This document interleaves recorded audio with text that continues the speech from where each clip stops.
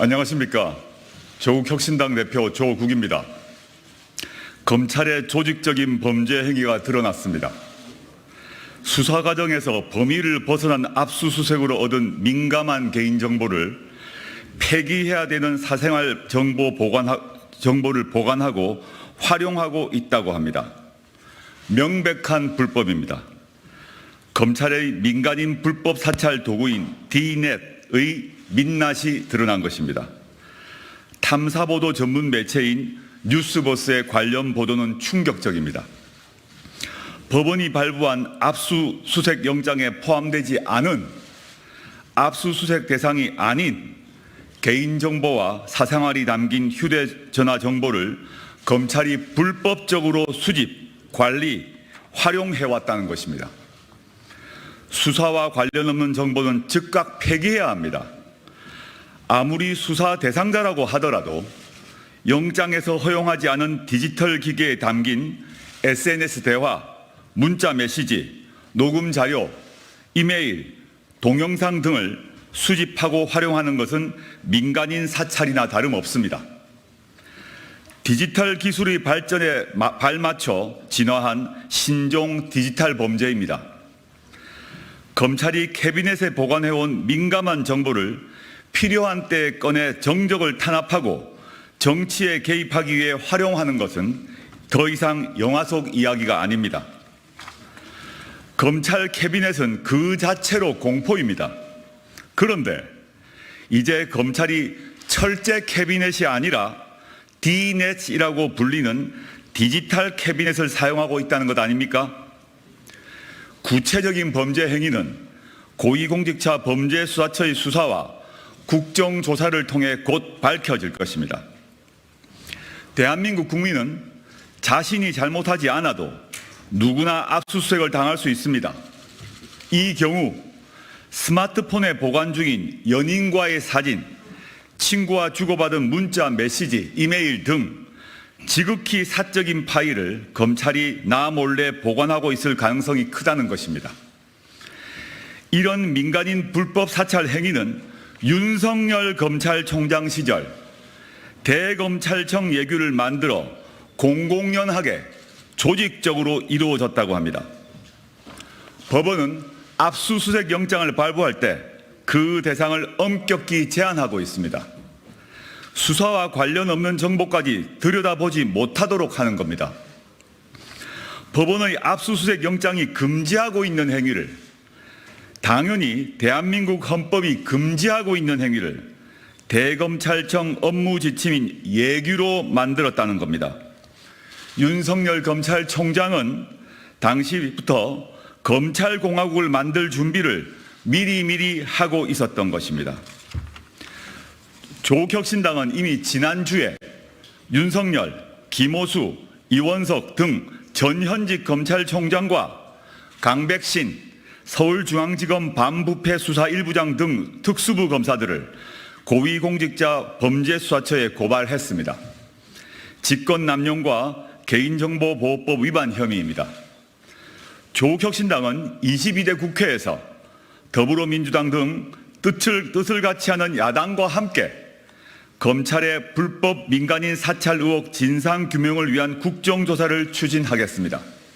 그리고 책임자가 확인되면 반드시 정치적, 법적 책임을 묻겠습니다. 조국혁신당은 오늘 공포의 대검 D넷 피해자 신고센터를 개설했습니다.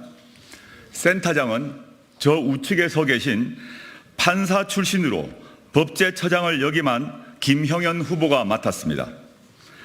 검찰의 불법적인 디지털 캐비넷에 의해 피해를 입었거나 피해를 입은 것으로 우려되는 시민들은 조국혁신당 홈페이지 안에 검찰 전자캐비넷 신고센터로 신고해 주시길 바랍니다. 그리고 검찰은 대검 서버 D넷을 손대지 말고 그대로 보존하십시오. 공수처의 압수수색을 기다려야 합니다. 시민 여러분, 겁내지 마십시오. 여러분들이 아니라 저들, 검찰이 잘못하는 것입니다. 감사합니다. 이어서 우리 김영영 신고센터장께서 말씀하시겠습니다.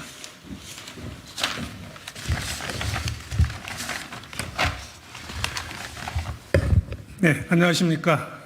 조국혁신당의 법치바로세계 특별위원장 김영현입니다.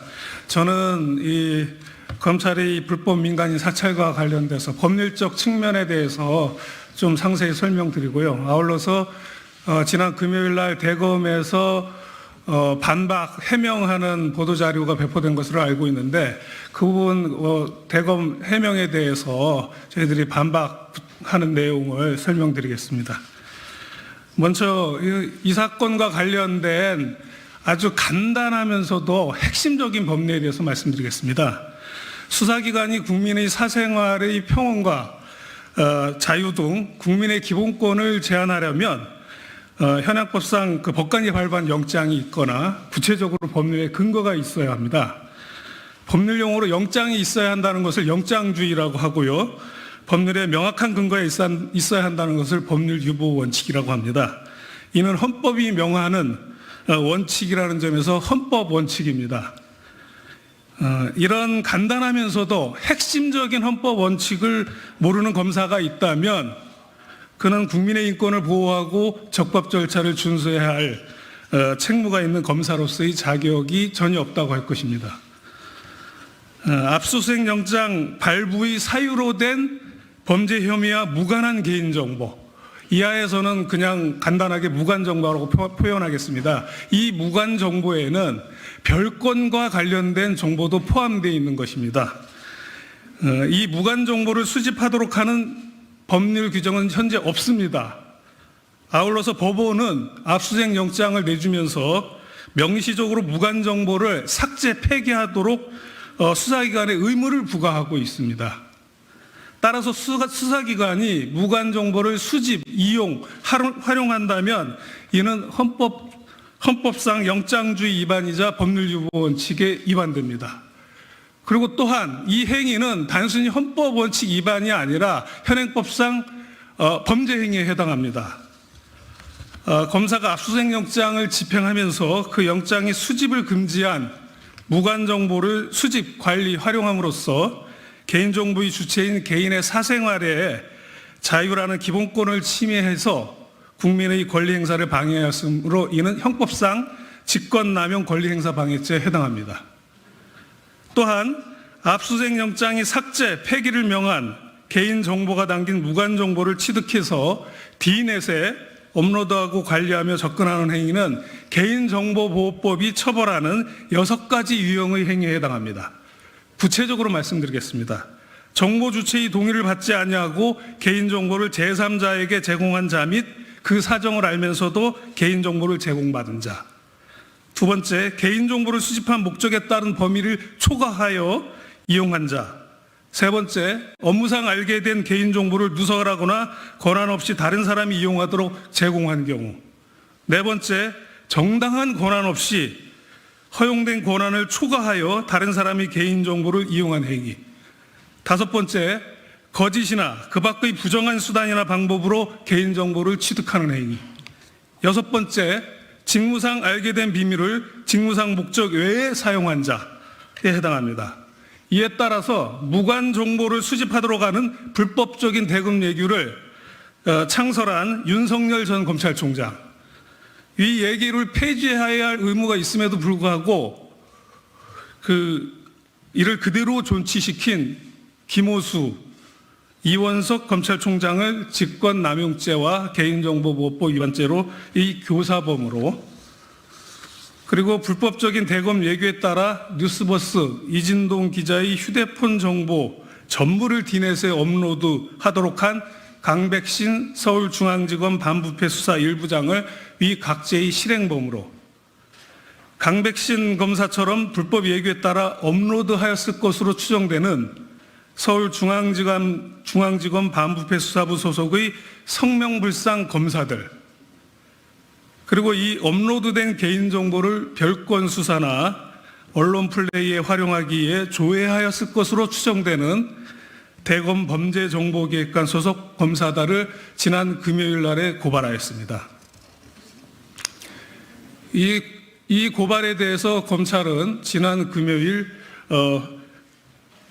대검과 서울중앙지검에서 각각 자신들의 범죄 행위를 부인하는 변명을 하였습니다. 먼저 대검은 보도자료를 통해서 압수 증거물이 원본과 같다는 점을 법정에서 검증하기 위해 D넷에 별도 수집하였고, 권한을 부여받은 사람에게는 접근하지 못하게 엄격한 통제가 이루어졌다.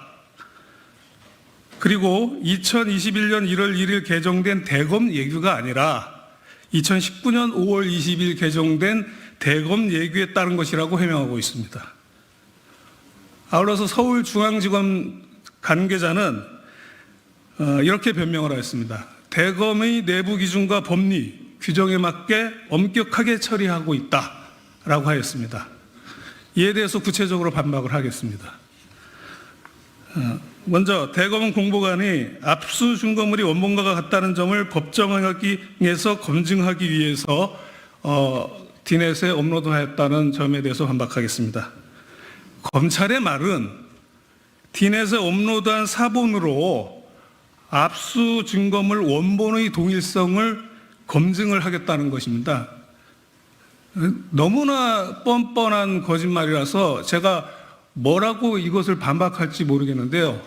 어떻게 사본으로 원본의 동일성을 검증한다는 것입니까? 그 사본이 원본과 같다는 점은 무엇으로 입증을 합니까? D넷에 업로드한 개인의 정보는 사본에 불과합니다. 그 사본을 어떻게 원본의 동일성을 검증하겠다는 것입니까? 제가 18년간 법관 생활을 했지만 D넷에 업로드된 사본으로 원본의 동일성을 검증한다는 이야기는 단 한 번도 들어보지 못했습니다. 두 번째로는 똑같은 수사기관이지만 경찰이나 해경은 원본의 동일성을 검증한다는 미명하에 무관 정보를 전혀 수집하지 않고 있습니다. 경찰청 내규와 해양경찰청 예규를 보면 대검의 예규와 그 내용이 많이 다른 것을 알 수 있을 겁니다. 세 번째, 100번, 1000번 양보해서 원본의 동일성을 검증을 위해 무관 정보를 수집할 필요성이 있더라도 영장이 명시적으로 금지하는 데다가 이를 허용하는 법률 규정이 전혀 존재하지 않으므로 법치국가인 대한민국에서는 어떤 경우에도 무관 정보를 수집할 수 없습니다. 이것이 헌법상 영장주의이고 법률유보 원칙입니다. 그 다음 대검에서 변명하는 두 번째 사유로 권한을 부여받은 사람 외에는 접근하지 못하도록 엄격한 관리가 이루어지고 있다고 변명을 하고 있습니다. 그래서 권한이 있는 윤석열 전 검찰총장과 한동훈 반부패 부장이 무시로 불법하게 수집한 국민의 사생활에 담긴 파일을 들여다봤다는 것인가고 되묻고 싶습니다. 앞서 말했듯이 현행법상 무관 정보를 수집 관리 활용하는 것은 범죄 행위이고 그것을 들여다보는 것도 범죄 행위입니다. 세 번째, 2019년 5월 20일 대검 예규 때부터 불법 저장을 시작했다는 해명에 대해서는 국민 여러분들께서 2019년 5월 20일 대검 예규와 2021년 1월 1일 개정된 대검 예규를 비교해 보시면 금방 알 수 있습니다. 개정된 예규 22조에서는 별건에 관한 자료를 수집하도록 했습니다. 무관 정보를 압수하도록 근거 규정을 두고 있고요. 36조를 신설을 해서 그 압수의 대상도 되지 않은 목록에 없는 그 정보조차도 전부 다 저장할 수 있도록 하고 있습니다.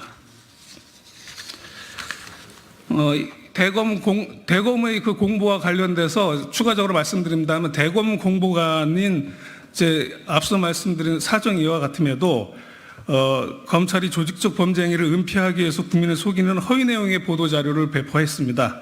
이는 허위 공문서 작성죄 및 동행상죄에 해당합니다. 따라서 조국혁신당에서는 대검 공보관을 금년간에 공수처에 추가로 고발할 예정입니다. 대검 공보관의 공보 내용에 따르면 대검은 불법 예규를 계속 유지하여서 범죄 행위를 지속하겠다는 대국민 협박을 하고 있는 것입니다.